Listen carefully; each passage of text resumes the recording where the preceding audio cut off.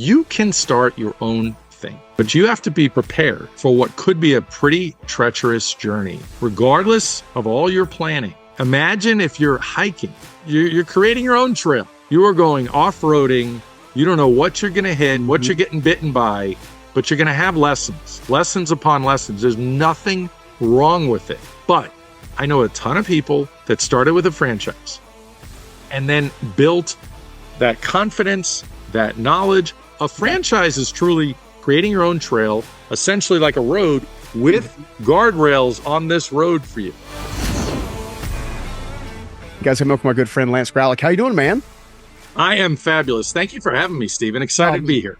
Oh my gosh. Well, it's not often you get to talk to a franchise guru, right? So, you know, it's funny how many of our folks that follow the show ask all the time, what kind of business should I start? I have an idea. Can I turn that idea into a franchise? I was just talking to some good friends I'm trying to help out who want to start a biohacking business model and would like to master, you've used the old McDonald's approach, right? You master the one and then you scale it to many, right? So yeah, they have some of that concept in mind. So I know we could talk about all kinds of different things, but let's maybe start with the entrepreneur who has an exceptional idea, or at least they think it's an exceptional idea. They need to run it past someone like yourself to validate it, of course. And they have aspirations of franchising. Why is franchising a good direction for them to go with that specific level in mind? Yeah, I always talk about looking at the opportunities and in this case, you either do it yourself, raise all that capital, take it across the country, stress over managing employees across the country. But many companies have done it. Howard Schultz created Starbucks, ran it across the country. In-N-Out Burger, slowly crawling across the country since 1948. It's in Utah. Exactly. So for me, in the world of franchising, and we could talk about what I'm looking for in a concept, but the reason people want to do it through a franchise, if you've created a great model, it is an amazing way to exit, because we'll cut to the chase here. When you go to exit, you're valued at, in the old days, 10 times EBITDA. Yeah. Cash flow, depending on the factor, but 10 times. And now I know of exits for 30 times. I know a home service brand, $3 million in EBITDA, sold for $90 million. That rattled a bunch of cages in franchising. Like, holy cow! I officially did my exit wrong. No, but in the world of franchising, private equity groups go where the money is, and they love the world of franchising. And so that is the reason that anybody with a great business idea should look at franchising. I think it was last year, Ellie Mental Health became a franchise. Some of my friends said, mental health franchise? So this is a franchise for everything, whether it's roofing or air conditioning or commercial cleaning or residential cleaning. Why not mental health? There's already med spa franchises.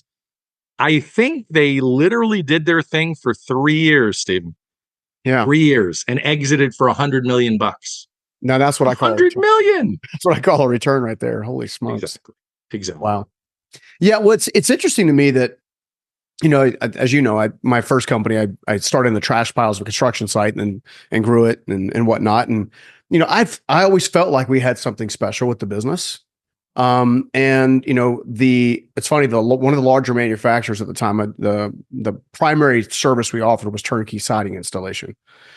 And James Hardy Building Products, who was one of the obviously one of the market leaders in building products for that segment, was coming to me all the time asking what my special sauce was.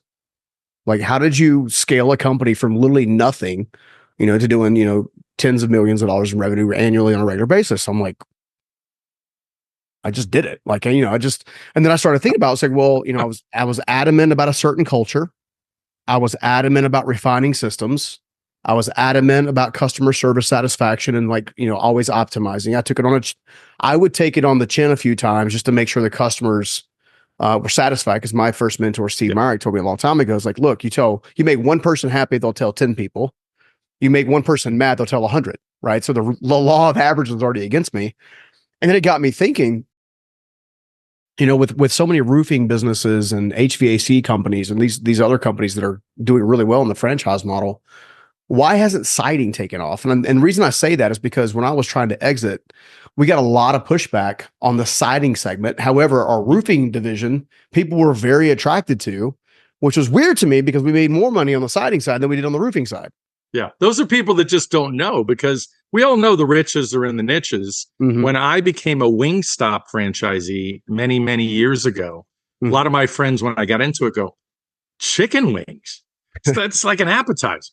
That's Yeah. not a business. Yeah. Sounded like a Shark Tank episode. Yeah. That's not a business. That's a hobby. Mhm. And the reality is, it was a big business, became one of the best franchises out there. Even as a franchise, is this thing going to work for me, my family? Is it going to work in my local area? Yeah. Sometimes people a little bit too much on the analysis paralysis side of that. But nevertheless, there's no doubt the niche businesses can be fabulous. But look, I call it following your profit path. And in franchising, there's a franchise disclosure document. You have to reveal data if you want to sell franchise. Yeah. So if I would have seen your numbers and known what kind of numbers you can do, then, I mean, that's half the battle, is understanding what your projections can be as a franchisee. Yeah. Well, if you think about it too, that document you referenced, that may turn some people off, and it ironically could turn some people on. So let's say that document says, well, the percentage of profit and revenue and whatnot, the financial model there is less than desirable for certain investors or certain people that would buy a franchise. But yet you come into a niche with a special skill set, a special understanding of how you might be able to elevate those numbers in your own right, kind of the Wingstop approach. I know that one Wingstop didn't do very well and one killed it, kind of thing. So what types of non-financial factors should we be looking at in evaluating potential franchises as potential entrepreneurs who are looking for that next business endeavor? Yeah. And when I looked at Wingstop and the item 19, which in every franchise disclosure document, every franchise brand has to produce one and update it on an annualized basis. There's 23 items in it. Item 19 is the earnings claim. No one is required to put data in. But if you want to sell franchises and you want to be able to talk about anything, it needs to be in that document. Otherwise, you cannot talk about it. But when you talk about non-financial factors, you have to believe in what you're doing. I don't care if you're doing a pooper scooper franchise or roofing or Wingstop. You have to believe in what you're doing and feel good about it. Yeah. Maybe it's easier to feel good about the food business. Somehow people think that's always a sexy business, even though it is the absolute hardest, with the worst employees and the most theft and perishable goods and whatever. I got good at managing those types of employees that didn't really give a rat's ass, but you had to care about them and build a culture where you supported them even more than their family in some instances. Yeah. So non-financial factors, you're looking at the actual niche.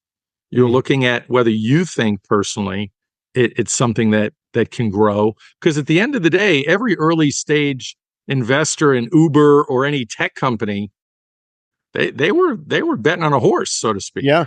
Yeah. Amazon took a really long time to become Amazon as we know it today, right?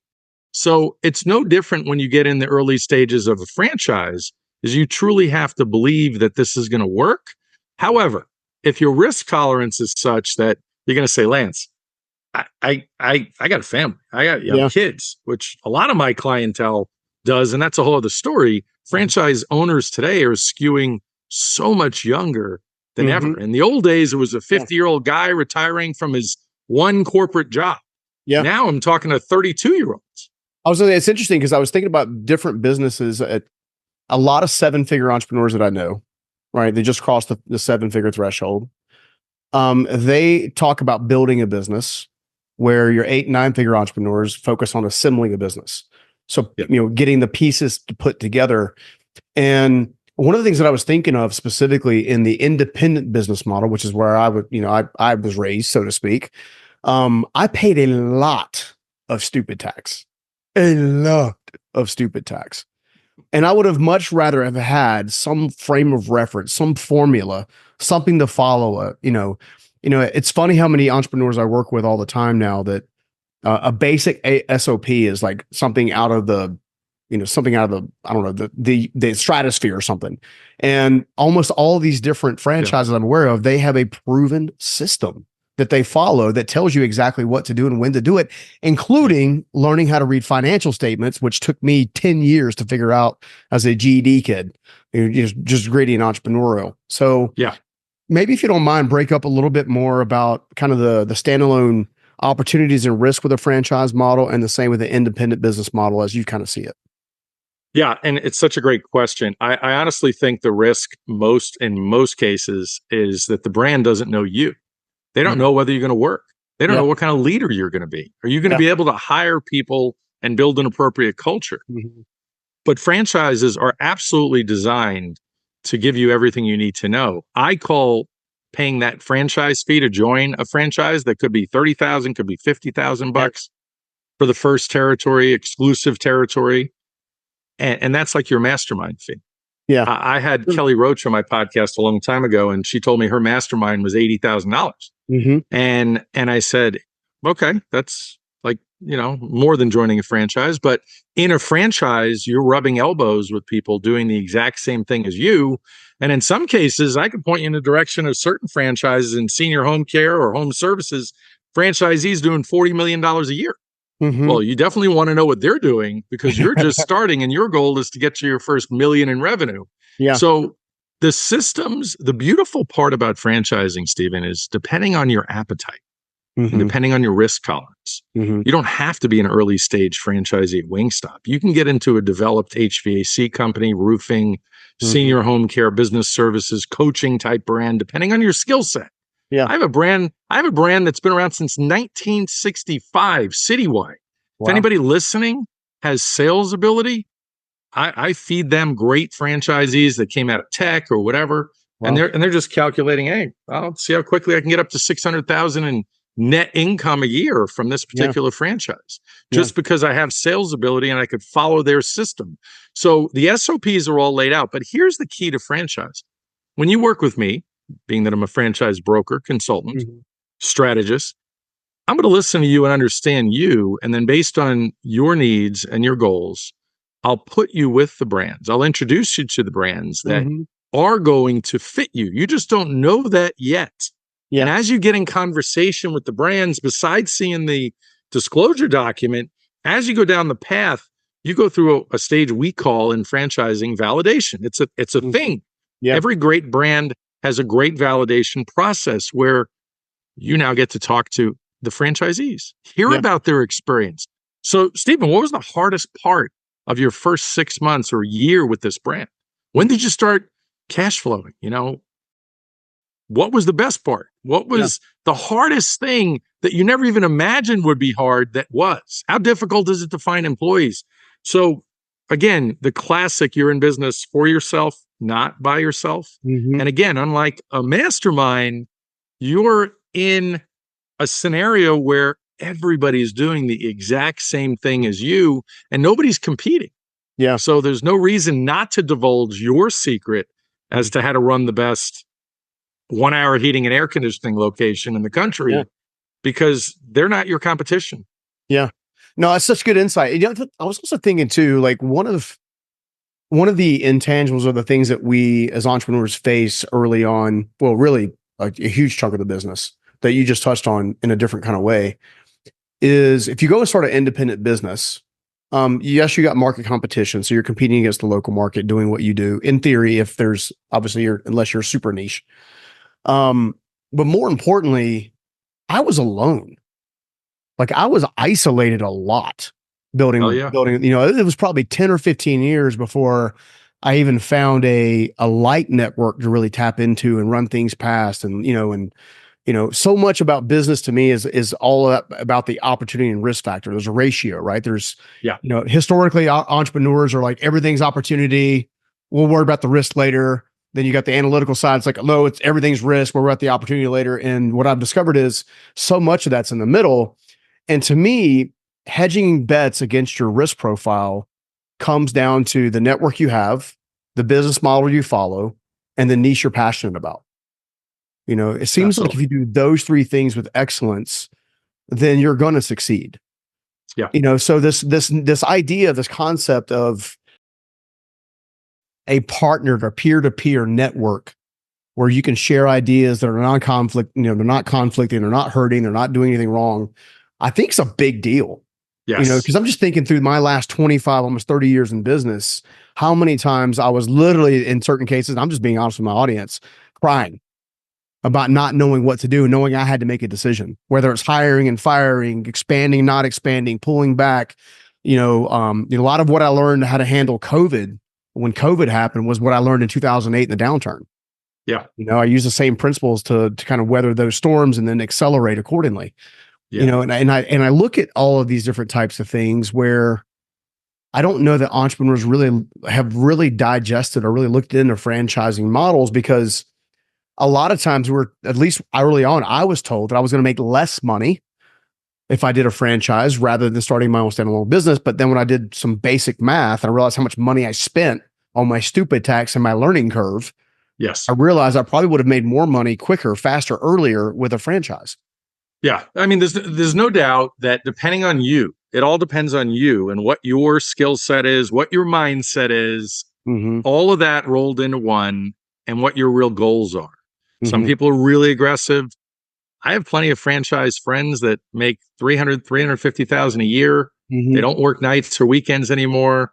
They're happy as can be. They have no hassles. They have an entire team at the corporate office, the franchisor, that supports them, and they're good. It's what some might call buying a job. Yeah. But to them, they're building equity, and they can exit in that job for $1 million to $1.5 million. Yeah. And they're not even looking to exit it. At some point, that's going to be a multi-generational thing like McDonald's. They're just going to give it to their kids, and a lot of the franchise contracts are easy to transition there. But let me also address something you said earlier. In the old days, in my opinion, there was a lot of people that followed their passion to do something. Yeah. Whether they watched their father, their mother, their grandfather, someone in their family, it was like an environmental thing. Yeah. They were following somebody in a specific business, for good or for bad. If dad worked for a roofing company, maybe he brought you along when you were in high school because they were short people. Yeah. And then all of a sudden, you're a roofer and it's something But at the end of the day, today, in my strong opinion, people are looking for that financial freedom, to the ability to make whatever they need to make, and to spend more time with family or to do with what they want. Yeah. So what that translates to is it's not so much passion that people are following, like they really want to work with kids or they really want to own a roofing company or a restaurant or whatever. They're really smart enough to open their eyes to say, what is the easiest way that I can make money today? So I could really do what I want, spending time with my, in this case, wife and kids. Yeah. Or husband and kids. Yeah. And the reality is there are more franchises today proven that people can fit into for under 250,000. SBA loans available. Go ahead and leverage your money, put 50,000 down and get into a franchise and start building that foundation. Yeah. Because anybody can do it. The problem is not everybody will do it. Yeah. Because there's work. I've asked one of my favorite friends multiple times on my podcast, and I said, Dennis, you have to tell me, why are people not successful in your brand? And he looked really close at the camera and he said, Lance, they don't work. They don't work. They become a franchise owner, a business owner in most cases for the first time. And they choose to do other things and basically piss away this opportunity. And it's the same reason people wake up one day and go, how the hell did I get to 450 pounds? Yeah. How did I get to be so overweight? I just remembered when I was 25 pounds overweight. Yeah. Things happen quickly in life and we get to control our destiny, but there's work involved in everything, whether it's health, wealth, or relationships. Yeah. It's interesting to me because I think there's a myth that a franchise is automatically going to be an ATM machine. So therefore, if you consider, if you're going into it with that scenario and you're not expecting to put the effort in, but yet you're expecting to get a return out, that's just foolishness. Like you can have all the wonderful systems in the world. You have the best sales team in the world, the best processes in the world, the best, raving fan retention plans. One of the things we preach about here. Well, you can have all of that in place, but if you're not going to be the person leading, not be the person checking your financial numbers, not be the person watching your inventory, not be, just there's so many of these little subtle things that determine if your EBITDA is zero or Yes. 5 or 6 million. 100%. Right? You know, so that kind of leads me down the path of what are some of the, and I'm sure that the intangibles are very similar with an independent business and a franchise business, but what are some of the intangibles or character traits or character qualities, value systems that you look for in entrepreneurs seeking to look at franchising? Yeah, the entrepreneurs that come to me, I'm looking for people with a certain energy. When I'm talking to a low energy person on the other end of the phone, I give them the benefit of the doubt in the first call. Maybe they're just scared. Maybe they're nervous. Yeah. Maybe it's the first time they've ever considered doing anything for themselves with a big investment like this. Yeah. But high energy is very, very helpful. How is somebody going to come across? Anybody with a sales background, tremendous for franchising. So people with a sales background generally have some sort of aptitude for interpersonal. They actually enjoy the kill. Yes. Absolutely. And they have some sort of interpersonal skills. They're used to persuading people. Those are all great skills. The classic grit or focus or determination, willingness, and the I must succeed type of thing. Yeah. You mentioned decision making earlier. People have to make decisions every day. And there are some people that get stuck with all that. So at the end of the day, it just depends. I'll tell you something funny. I have a residential cleaning brand that sounds like just such an awful thing that half the listeners right now are about to tune out, like, residential cleaning, Lance, come on. Well, top franchisees, the top third, I think, disclosed in the item 19, did over 2.2 million last year. And here's a fun fact. More than 60% of franchise owners of that particular brand have an MBA or another advanced degree. Yeah. Okay. Crazy. Fun fact. Why? There's something they see. There's a culture that's been built for smart people, for studious people. That, you know, as they come through the system, anybody I know with an MBA might get that brand shown to them, so to speak, because like joining a fraternity or a sorority, whether they're good or bad, there are people that want to be with people like them. And the truth of the matter is, every time I have a founder or CEO of a franchise or a franchise brand on my podcast, typically every Friday, they all tell me the same thing. If I ask them the question, Stephen, who are your top 10% of high performing franchisees? Where did they come from? They all laugh and say, you're not going to believe it. It's not that they were a lawyer. It's not that they were a doctor. It's not that they were some middle manager in a Fortune 500 company. They're from all over the place. They're from all walks of life. These are just people that get to a point, and I hate to sound salesy, but the reality is when I teach franchise consultants for our organization, brand new folks to franchising, the reality is people that I'm talking to every day have pain. I spoke to a guy this morning, works for a huge company in a city to remain nameless. He's their attorney, a big company. He makes big money. He's in his mid 30s. And he goes, I make fantastic money, but I'm miserable. And I know at any point this company can get rid of me.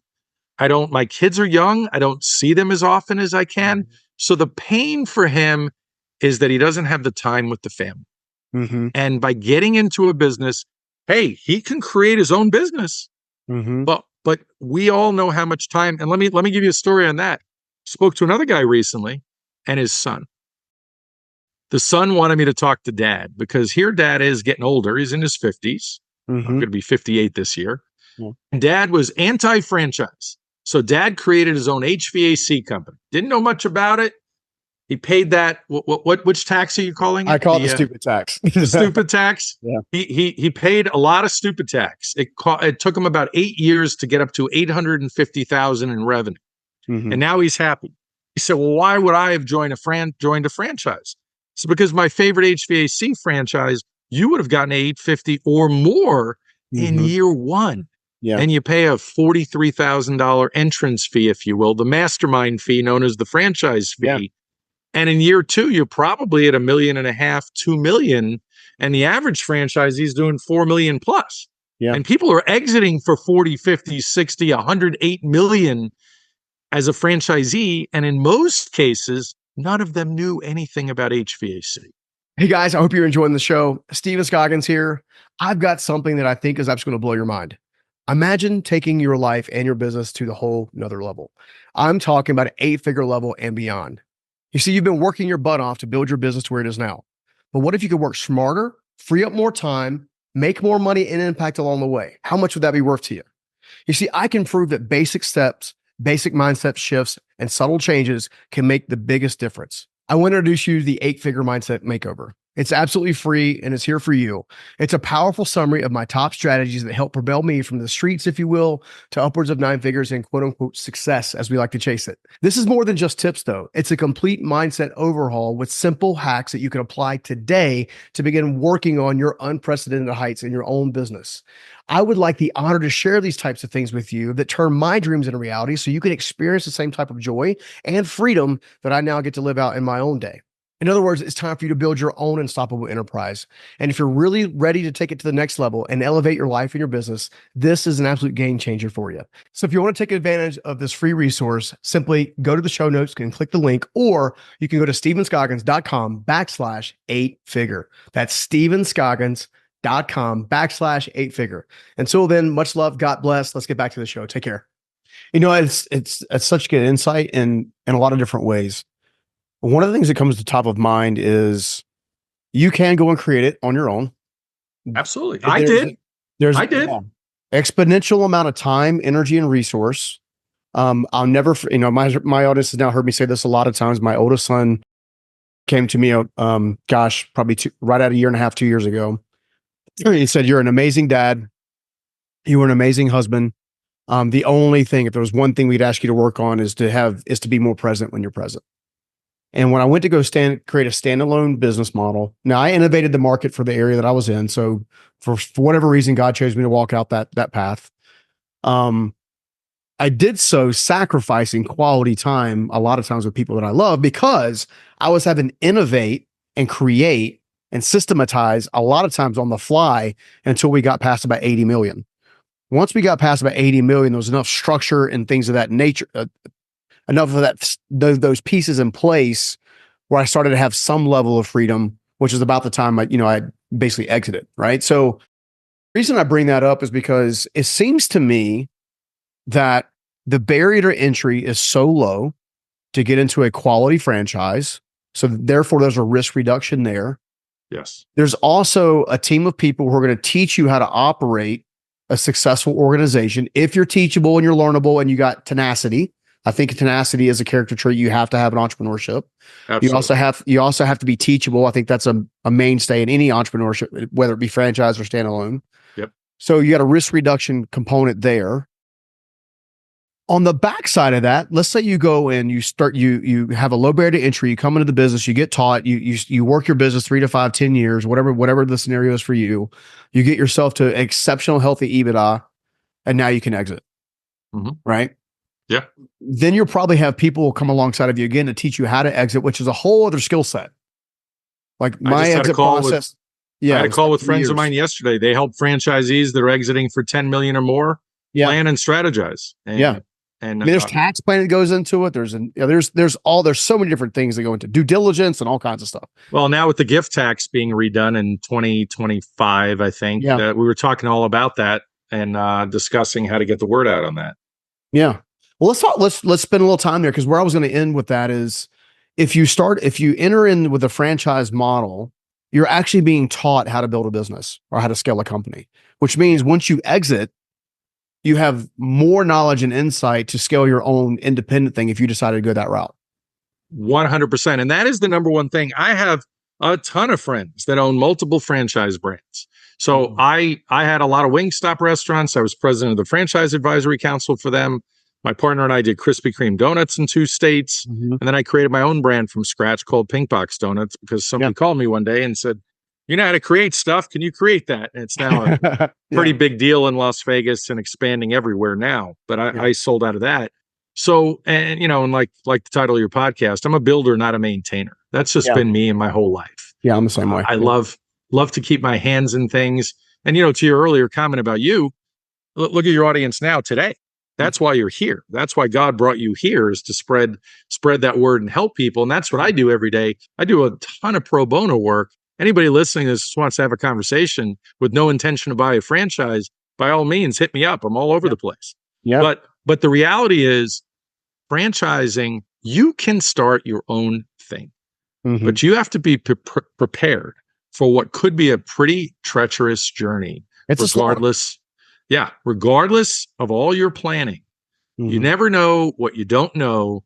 And imagine if you're hiking and there's trails, and then you got you're creating your own trail. A franchise is truly creating your own trail, essentially like a road with guardrails on this road for you. Yeah. And you want to create your own business. You are going off-roading. You don't know what you're going to hit, what you're getting bitten by, but you're going to have lessons upon lessons. There's nothing wrong with it.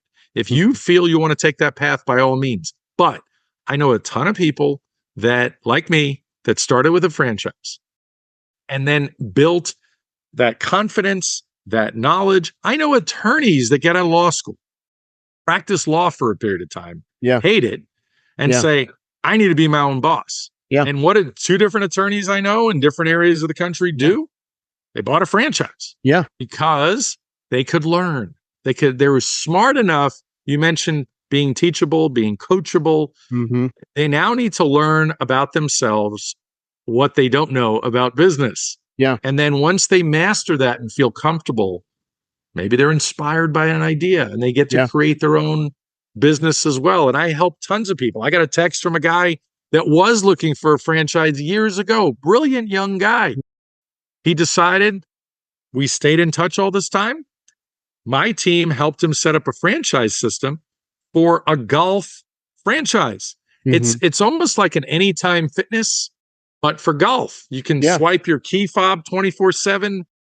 It holds all your metrics. It's for training purposes. They have colleges that use this facility on a rainy day if they can't get out on the course, and it tracks all their metrics. It's brilliant for serious golfers. Yeah. And they're not serving alcohol. This isn't a fun entertainment facility per se. This is for serious golfers. So there's a franchise truly for everything. And if you're not sure, you have to take your first step. And this isn't joining a mastermind of mine. It's free entry to have a conversation. The first thing any mentor of mine ever taught me was resource up. You need help. You need questions answered. Who is your best resource that you know of? And it's easy to find resources and mentors these days. Yeah. Especially virtual. And I'm free. That's what I do. Well, and the other thing too is that I appreciate about in many respects, you serve two clientele from outside looking in. You serve the person who's aspiring to look into franchising and takes that search seriously. Right. This isn't for someone who's not serious about at least looking at the opportunity seriously. And then you also have the different franchises you recommend that you represent, which is like, I think 900 brands or something crazy. Like it's a lot of brands. It's heading towards 1,000 pretty quickly. Yeah. So with those two segments in mind, what I think is interesting, my understanding is that when someone connects with you and you partner them with a franchise, the franchise is actually the one technically rewarding you for finding a quality candidate to enter into agreement with them, which I think is really interesting. And the reason I think that's really interesting is because that means you have an unbiased approach to helping said entrepreneur partner them with the right initiative that is in alignment with who they are as a person, as well as a great brand to represent them along the way. Absolutely. I get paid like an old school recruiter. In the old days when somebody wasn't really happy in their job and a recruiter called them and said, Stephen, I can get you a better paying job with a similar company that's looking right now if you're interested. And you join that company, that recruiter gets paid a piece of your salary, percentage of your salary. You don't pay it. Yeah. And it's the same thing as me. I get paid behind the scenes. So if you never met me and you joined a franchise, you pay the same franchise fee regardless. Yeah. Which I just think is so, as such a disservice to the average person. This is why if somebody's looking at franchising, I want them to go talk to you. And we'll make sure we drop the links and stuff in the show notes and all the good stuff to make sure they Thank can. You. Because when it comes to this, I get this question all the time with entrepreneurs, right? It's like, what business do I do? What do I go? Where's my niche? There's so much time and I would call it mental energy spent with the wheels just going like this, right? It's opportunity cost too. If they spend too many years looking for an existing business, for example, I have those people all the time. The gurus online told me I should look for somebody retiring that never invested in technology. But then you're going to pay a stupid tax again. You've never ran that kind of business. Bingo. And that entrepreneur wants out. They're like, you know what? Call me if you need me. And they don't pick up the phone post transaction. Stephen, there's a lot of smart people out there that are talking about stuff that work for them. That isn't going to work for the masses. Yeah. And, looking for an existing business is like a needle in a haystack in most cases. And, again, opportunity cost. The longer you look for something and don't find it, time's ticking. Yeah. Well, again, this is where a guide comes into play, right? If you have a guide, you're 10 times more likely to succeed in, I don't care what it is, golf, business, swimming, like you name it, you're 10 times more likely to succeed with someone to show you the ropes ahead of time. I tell people I'm your personal trainer for business. Yeah, exactly. And I help my clientele after the sale. When they become a franchisee, they invest in that business. Yeah. I tell them all, I am here for you for anything you need. I've actually been known to call and yell at a brand, yell at an executive of a company I did a deal with, in some cases a big company, not just a small company, saying, I don't like the story I just heard from my client. So I think you need to figure that out. And sometimes there's a misunderstanding. So I'm truly an advocate for my clientele. Yeah. Well, the other thing I was thinking of too is franchising a good vehicle for someone who maybe had a very large exit and they're looking to deploy capital? They want to get a good return on money. Is there a strategy for those types of franchise owners or buyers, if you will, who don't really want to be operators, but they want to deploy capital and hire a great operator? Is there a scenario like that where it makes sense? 100%. I have tons of those people as well. Tons of those people. I have a lot. The majority are first-time business owners, but I definitely have probably about 30% of my clientele are higher net worth individuals that have already made it in something that are looking to deploy capital. I had an uncle. So one thing I don't talk about often, my claim to fame is when I left Wall Street, the family business, so to speak. I had a whole family of entrepreneurs. Yeah. I had an uncle that called my father and said, I heard Lance is bored. Is that true? Yeah, he wants to work with people or some crap like that, And I joined my uncle, who was an early stage tech guy before anybody knew what the heck tech was, and he made a fortune. And he said to me over the phone, I'll never forget this, I want to build $1 billion restaurant company. This was 1989. $1 billion restaurant company, 1989. And I joined him, and within 6 years or so, we got to over 200 million. Wow. Over 200 million. So I got to experience and see it. My point to the story, though, is that later, when he exited that, he ended up investing with a friend in a whole bunch of Popeyes. There was a franchisee that wanted capital for expansion, was pretty tapped out with his banks and didn't want banks anymore. Yeah. And Uncle Steven invested and I think they had 260 Popeyes in the Midwest, Texas, whatever, in that day. But I did help a family recently, a bunch of automotive franchises. Dad's worth about $700 million, and he wants to get the kids on the same page. And a franchise is a safe bet. I work very closely with his attorney, and it's never perfect. There's work, and you know, there's a lot of the people side of it's tough. And you said it: be coachable, and you got to focus and work. And so yes, it just depends, because at that point, that family was not willing to deploy capital to create just another brand. For what? Yeah. They've already made it. They already have the money. Yeah. Now, one of the kids was following their passion in the music industry, but Dad's like, I don't know how to help you with that. Yeah. Yeah. Well, the other thing too is, like, I was just thinking, you can create a brand from scratch, but then you've got to figure out how to get market penetration when you've got competitors in the space that have already been around in the space that in many cases already have franchise models. So it's like, I don't know. I'm the greedy kind of knucklehead that would probably try to fight against the system just because I'm built that way sometimes. but you know what? I get wiser about, okay, if I deploy X number of dollars of capital, I'm going to get a return's going to be double what it would be here if I went to go try to do it myself, and it's going to take me twice as long. Yeah. But Stephen, you bring up a good point too. Just because somebody gets to think for themselves and enjoys it Mm-hmm. doesn't mean they're not right for a franchise. When I joined Wingstop, I don't know if you can tell, but I'm a former New Yorker, so I like to get my way and I like to state my opinion. And I got voted on the Franchise Advisory Council, became president of the Franchise Advisory Council, essentially the guiding body for Wingstop in the early days. And it wasn't always easy. Yeah. Food cost was high. We had to add menu items. Look, McDonald's added the Big Mac and filet of fish because of franchisees. Yeah. It wasn't their idea.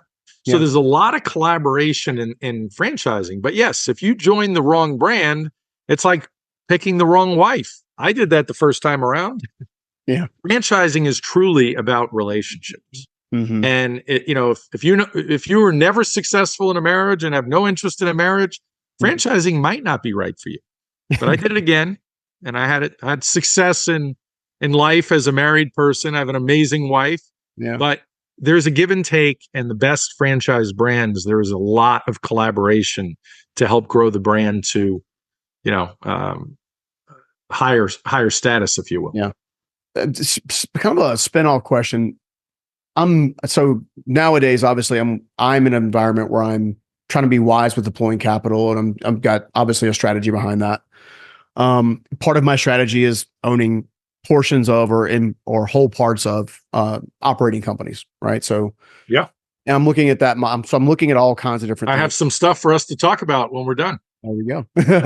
I figured you would, right? So we start looking at these different avenues, right? It's if someone wanted to build a $1 billion business, so to speak, could they get there through franchising?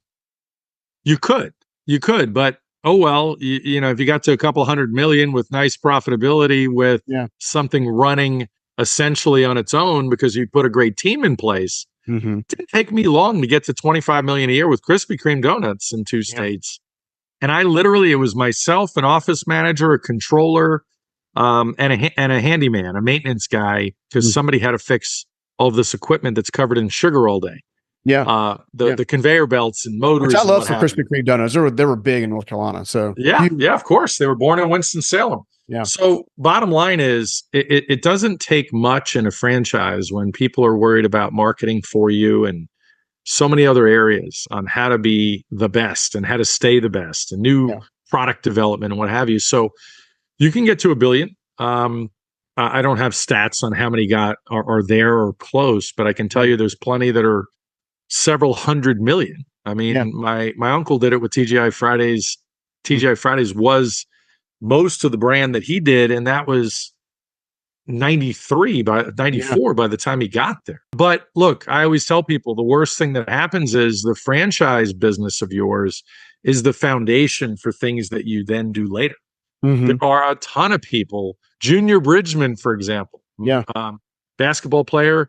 I'm old, so there's a lot of people listening. If they're my age, they might know of Junior Bridgman, big time professional basketball player. A lot of people never heard of. Yeah.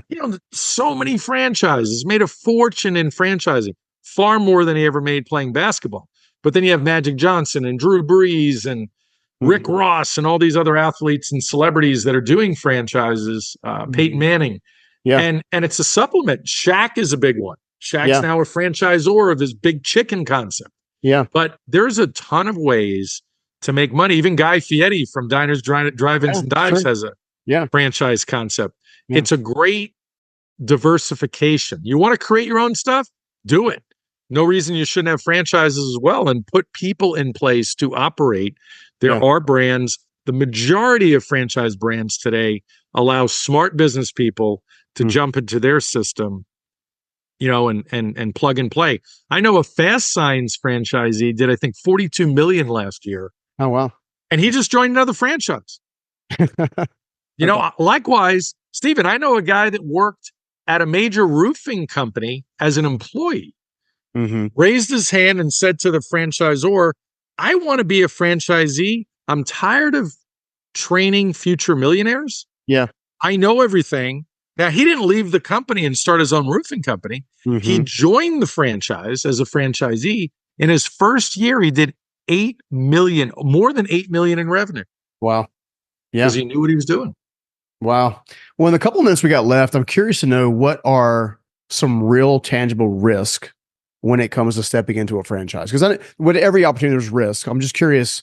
Yeah. What types of, the one that comes to mind is obviously the franchises that probably I assume, got hit pretty hard when COVID happened, for example, as being for sure. That's a big obvious that nobody knew at the time. Now we know. Yep. But most of franchising was incredibly safe during COVID and did really well. Fitness, hair salons, personal care, not so much. Yeah. The risks are this. Just like any relationship, there's always that honeymoon phase. You get married and you think everything's going to be great, and what happens soon enough? Neither one of you work. Somebody passes gas when they're not supposed to, and you have to have a discussion. Or kids, of course, yeah. No, but in any relationship, like a business, there's work. Yeah. And you start to ignore each other, and all of a sudden, friction happens, communication, et cetera. So some brands, honestly, have not matured enough, and there's no looking in a crystal ball to determine, Wingstop just as easily could have been a crap brand. Yeah. And it could have gotten worse because chicken costs through the roof. Maybe if they were a bad leadership team, which they were not, maybe they didn't add the menu items fast enough and every franchisee went out of business. Yeah. That stuff happens. I can tell you right now, I know a friend that just lost a bunch of money in a medical related franchise that didn't work. Yeah. He got in and it was too new and it didn't work. Yeah. It wasn't proven enough. So you have to look at what your appetite is and understand, are they mature enough that they've made it? Is there a possibility that the franchisor could screw this up? Look, TGI Fridays in the old days, my uncle, he had to sell at some point. And I could tell you what happened there. The president and CEO were amazing. They both left at different times. And by the time they both left, guess what? The guys that came behind them, the gals that came behind them, were not good. And didn't understand the essence of the brand, and the brand went downhill and chased Applebee's and Chili's to where they are today, which is not so good, in my opinion. So the bottom line is you have to share the vision with the owner of the group. Now, the owner might still be the original founder. Yeah. Citywide Facility Solutions has been around since 1965. Not private equity. You get into that, you got Savannah and her dad and her grandfather to have a conversation with. So it's kind of a no-brainer when I have smart people like you, Stephen, that meet them and go, damn, I want in on this. Because I share their vision. I see why franchisees, the average revenue is over $8 million in this brand, on something that's needed, building support and facility management. Yeah. You don't need the experience. So that's kind of the sum up is, look, there's franchises for everybody. I want to show people the safest franchises for them. And all you have to do is really put in the work. But your skills, I call it your what. What is your role going to be? Are you going to be full-time owner or part-time owner and keep a job and hire a manager? What is your investment? And what are your skills? What are your skills that you have? I mean, if you don't have sales ability, you're not getting into citywide, for example. Exactly. If you're an engineer, you might be suited for this, and this. If you have that coachability, if that's a word, if you have that teachability, I know that is a word more so, you have that focus and determination to do something great. It is pretty easy for smart people to look around in the validation process and determine, hey, this is a place I want to be. I'm hearing that people are doing, $4 million in their first year, 20% net. This is kind of a no-brainer. And there are a lot of franchises, in my opinion, that are a no-brainer. People ask me all the time, well, Lance, you owned all these businesses. How come you don't own franchises? And that's the thing. I thought I wanted to be a billionaire when I was growing up. And then I realized, you know what? I got to a point where I had enough money. And I'm like, and I made mistakes, like, the big divorce, some partnership breakups that caused me to sell things sooner. And then I got to the point where, I have enough money, and I fell into being a franchise broker, and I love it. My favorite hashtag is probably your favorite hashtag, changing lives. That's right. Because that's what I do all day and every day, and I love it. Dude. Lance, thank you so much for coming on the show, man. I really appreciate it. Where can somebody find out a little bit more about you? So lancegraulich.com is one website, but I'm all over Instagram. I have a very unique name. My podcast is Eye on Franchising, EYE on Franchising. But hit me up, hit me with build in my DMs so I know where you found me, and I'll send you my free assessment. My free assessment is pretty cool.